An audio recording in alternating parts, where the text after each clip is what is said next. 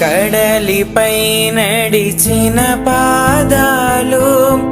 సిలువ బరువుకు తడబడిపోయి స్వస్థతల చూపిన హస్తములు